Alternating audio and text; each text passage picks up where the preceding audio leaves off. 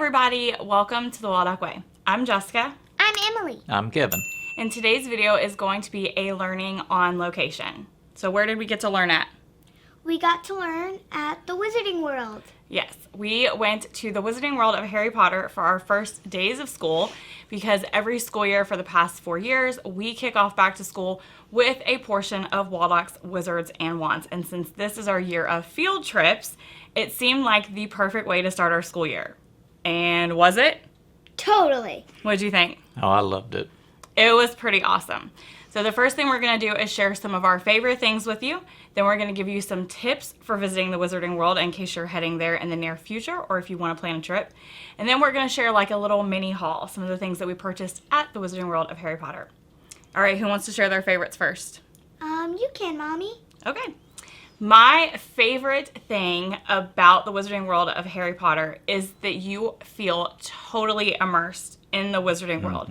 From the minute that you walk in, from the shops to the characters, the cast members that are working there, the food, the drinks, everything about it just feels absolutely magical. There's not anywhere you turn and look or anything that you do while you're in those sections of the parks that feels anything less than like you were standing inside one of the Harry Potter movies.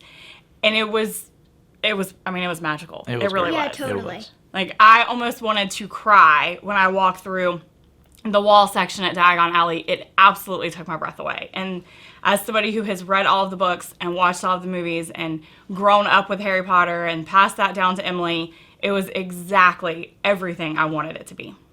My favorite part was the interactive wands. You could go into Ollivanders and the wand chooses you. Then you buy your wand and then you can use your map and like go all over the two parks because it has two sides, Diagon Alley and Hogsmeade. So that's how you can do all cool spells, right guys? Yep. Right. Perfect. And yes, some are difficult, but there are people and like everywhere, like Mommy said, to help you out if you can't get the spell right. That's true. And you had that one witch help you quite a bit. Yes, she helped me a lot. So what were some of your favorite spells? What would just tell us one favorite spell that you cast? Well, I have to say something. My favorite spot to do spells? Shh. Don't tell anyone. It's at Nocturnal Alley. My favorite spell down there is when you cast a spell and like there's a skeleton, like it flips the page and there's a skeleton appears. That was my favorite. And then however you move, it moves with you, which is really cool. There was some really cool ones, weren't they? Yeah. Especially the bird.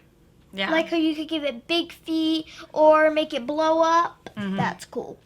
I will say I suggest maybe starting with Diagon Alley spells, mainly because there's a little bit more room and a lot of the spells are like in alleyways or like they're Or kind in the of dark. or in the dark but they're out of the way. The spells at Hogsmeade, you're kind of like in the main area. Like Yes. some of them are they're not that the spells are more difficult. It just gets crowded. It's really crowded and you don't have as much room to move your wand around. So especially if you have younger kids or you have kids that maybe don't like people all up on them, I would start with the spells at Diagon Alley first.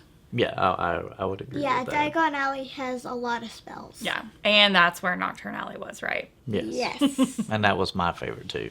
I mean, as far as interactive, that was pretty cool. And as far as my favorite part to the parks, it's got to be the rides. And hands down. What was and, our yeah. favorite? Hagrid's motorbike. Oh, yeah. Fastest. It's faster than any other rides, but it is really cool. That may be my hands down top favorite ride there. Yes, it Like, was. not just there. That is my favorite ride ever. Yeah. Yes. And I thought Slinky Dog was pretty cool. Yeah, me But this too. one, it has so many tricks and turns and twists and different things they have in this. You get a mix of so many different rides. And the magical and seeing Hagrid and... And yeah, at you the can't end- beat that. Nope, don't give anything Yeah, away. Don't give it away. That's her favorite part is But, the end. Yeah. So pay attention. It's a really awesome ride. We must have ridden it 6 or 7 times. Like, Yes. it was totally worth it. The whole time we were there, every day, it was like, where do you want to go? Oh, we're riding Hackers. All right, let's go. That was by far the best. And it's really nice. I mean, a lot of the rides are set up where you can't take bags and hats and sunglasses and different things, but they've got locker set up for you where you can put your stuff in there. And if you got oversized, they have oversized lockers. It's done really well. I was impressed. Me too.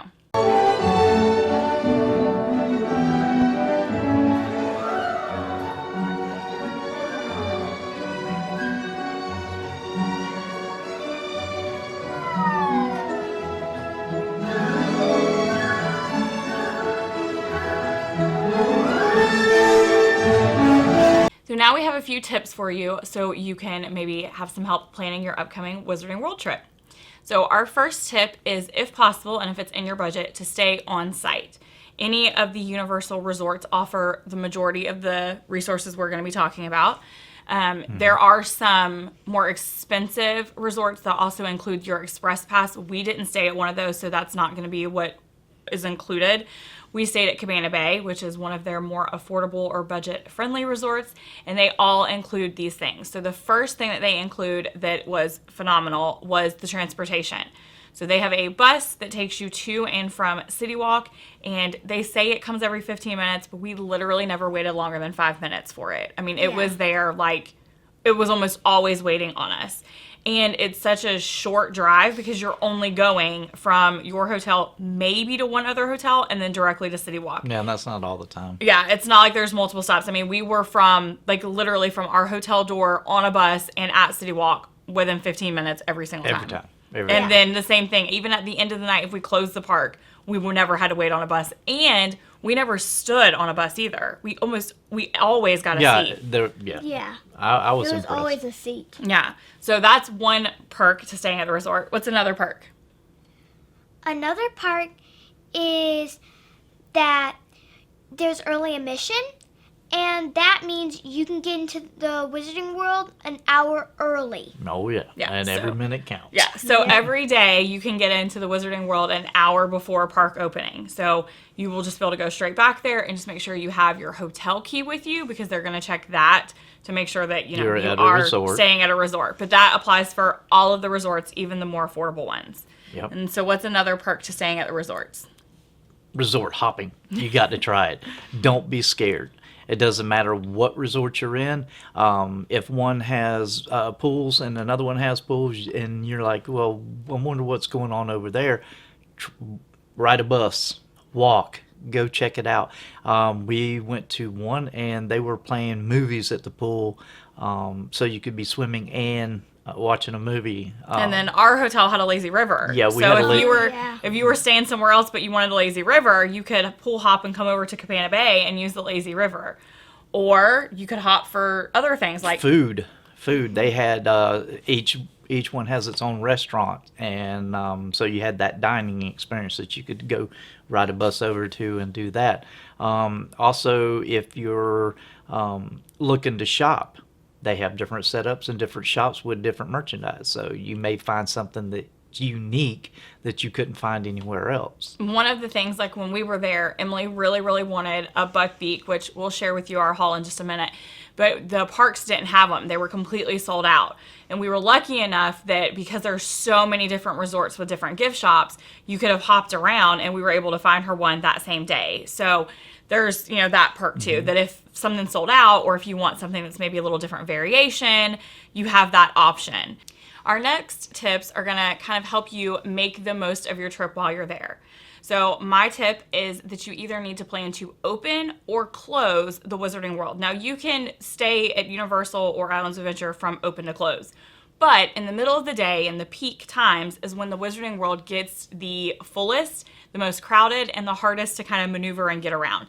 So you either want to get there and go straight for the Wizarding World and plan to open it, and if you're staying at the resort, use that early admission, or you want to plan to close the park and then just kind of in the middle of the day when it's super busy, like from, I would say like 11 to 3 or even 12 to 3. No, I'll go with that. Yeah, you kind of want to be in the rest of the area. So like wander over just a few of the other rides, walk through, plan to eat, whatever you want to do, but you're not going to get as much done. So either open or close, or You can utilize the train and open and close. You could open one and close the other.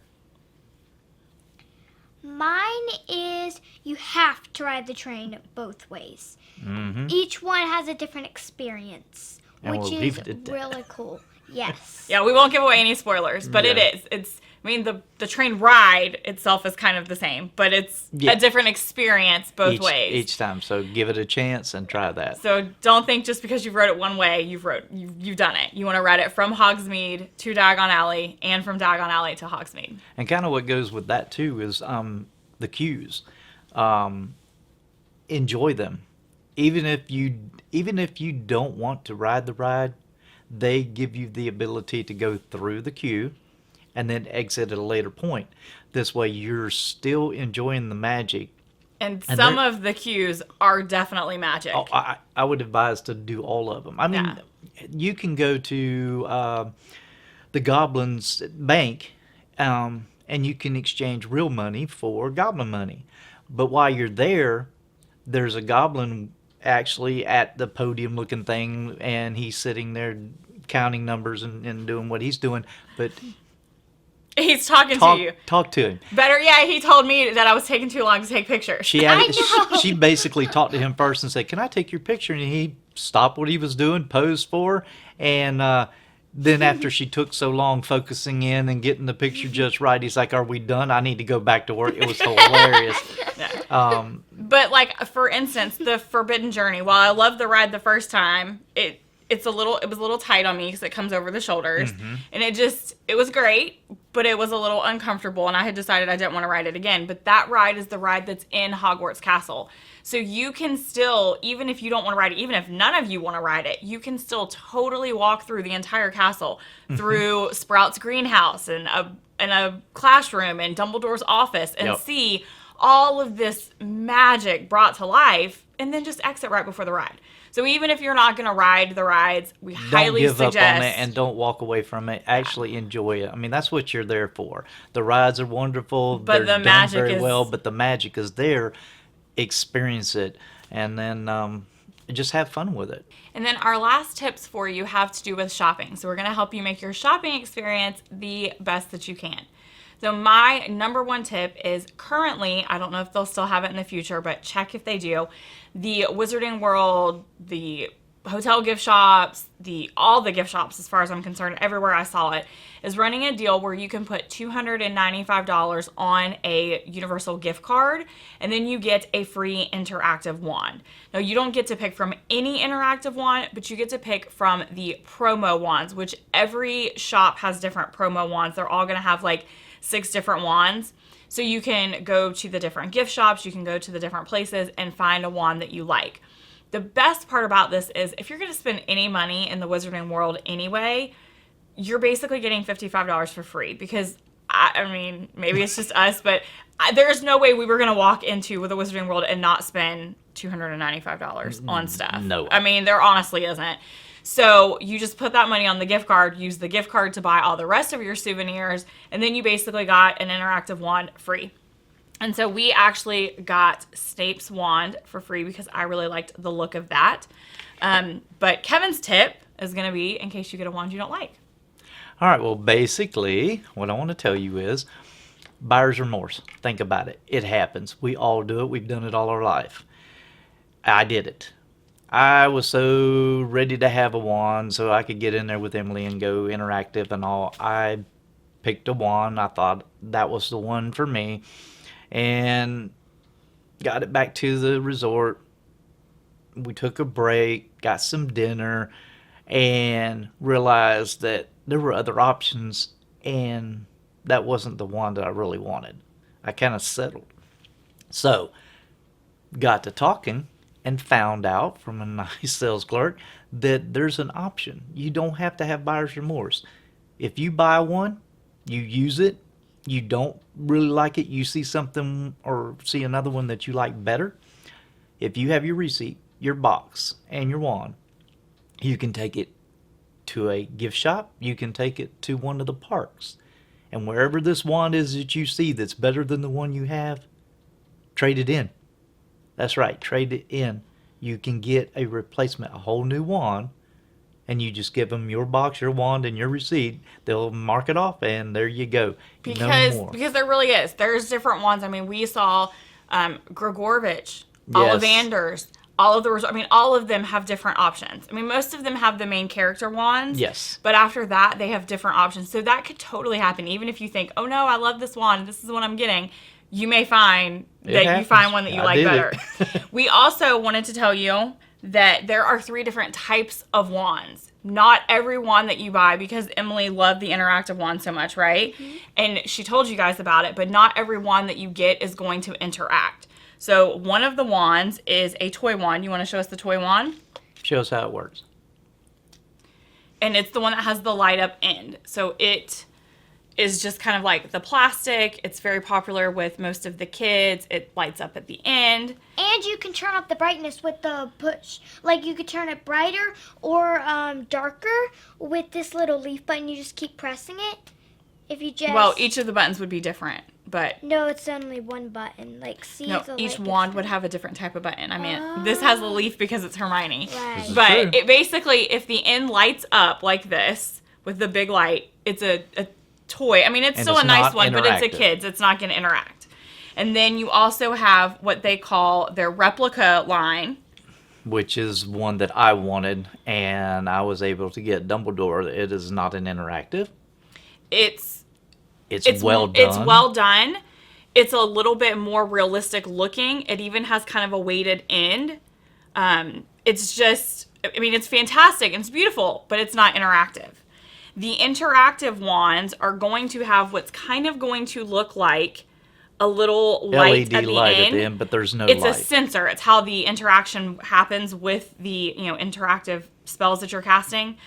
They have them in all different kinds, but that's what you're looking for. And if you can see, the ends of the prop versus the end of the interactive wand are just different enough that you'll be able to tell. One, like I said, has a little more of a weight to it and it looks more realistic. The interactive wands are still beautiful and look very realistic, but you need to make sure it has that sensor on the end so that it can... If that's what you're going for and you want to interact and you want to do the spells, which they want to do, right? that you have the interactive wand or it won't work for you. So, but again, like Kevin said, you can always exchange it if you get the wrong one. But that way you can kind of know the difference between the 3 of them.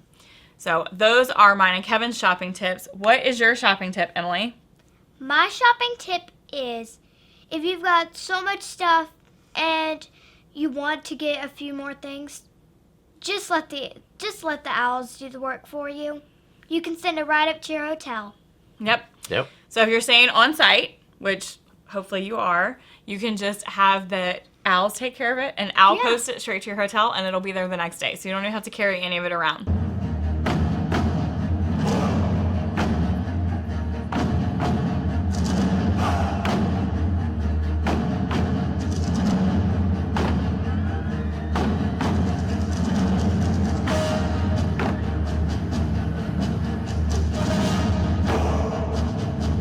Okay, so now we're going to share our little mini Wizarding World haul with you. So, of course, the first thing we purchased were our interactive wands. We each got one. And now Emily is going to share with you guys what she picked out. Go ahead. First, I picked out a buckbeak. It's really cool, and we actually found something out. A hippogriff and a griffin are different. Yep, A hippogriff has a horse back, and a griffin has a lion back, but both of them have eagle fronts. Very nice. Educated. And the next thing is I could not stand it. Yes, this is from the Fantastic Beasts, but they're pygmy puffs. They're so cute. And of course we had to have them in both colors, too. Yeah, of course, yes. All right, and the last thing. My last thing is a Lego box, Harry Potter, which is the Astronomy Tower. Go ahead and lift it up. And why did you pick the Astronomy Tower? Because we are learning about astronomers and all kinds of space. And the back is really cool. Like, there's so much stuff. And in this, you get baby mandrakes, which I thought was Yeah, they were really cute. cool. They were really They're cute. Yeah. Okay, what do you have to show us, babe? School supplies. And I thought it was pretty cool. We got, for her attempting to learn to do cursive a little bit and do some actual pen and ink drawings, went ahead and got her a quill. She wanted a new journal, so of course we had to get the Gryffindor. So we have a nice little journal. We got some stationery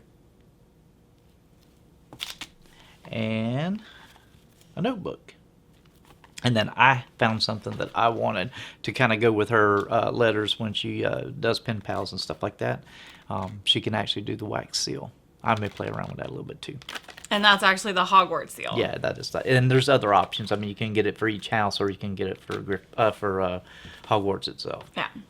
And then I picked out all of the candy, mainly for our movie nights, because in Waldock's Wizards and Wands, when you finish the book, you watch the movie and you have a movie night. So we have the Fizzing Whiz-Bees and the Exploding Bonbons That sounds explodey. and the Fainting Fancies. Probably makes you faint. Probably. We have multiples of the Every Flavor Beans. I hope I do not get nasty flavor. I hope you do. We have Fudge Flies. I want you to get bogey flavored. From Honeydukes, we had a big thing of the saltwater taffy. Honeydukes was my favorite store, in case you can't Totally. tell. Jelly Slugs. Ugh. The Honeydukes milk chocolate. We have one of those for each of us. And then the chocolate frogs, which again, I got one of those for each of us, and the Every Flavor beans for each of us. So Oh, there's one thing that we forgot. H2O. Everybody's drinking, trying to stay hydrated. oh yeah, Buy the bottles of water. they're called Gilly water. Gilly water. But you buy the bottled water, and then you can buy Elixirs. Elixirs. And it looks like a little potion, different colors, and you can put them in your water. And they're flavored. So there's And they are fruit punch and raspberry or blue raspberry and just different flavors. So that's really cool too. Like I said, everywhere you look, everything you are doing is magical. They've spared no expense. They've taken it to every corner of every inch of the park. So it was definitely a blast. We had so much fun. It was absolutely magical. We bought annual passes, so we will definitely be back. It was amazing. What did you think? I think this was a magical start of our school year. Yeah, I do too. I think it was the perfect way to kick off our homeschool year. Wizards and Wands, the year of field trips, go into the Wizarding World.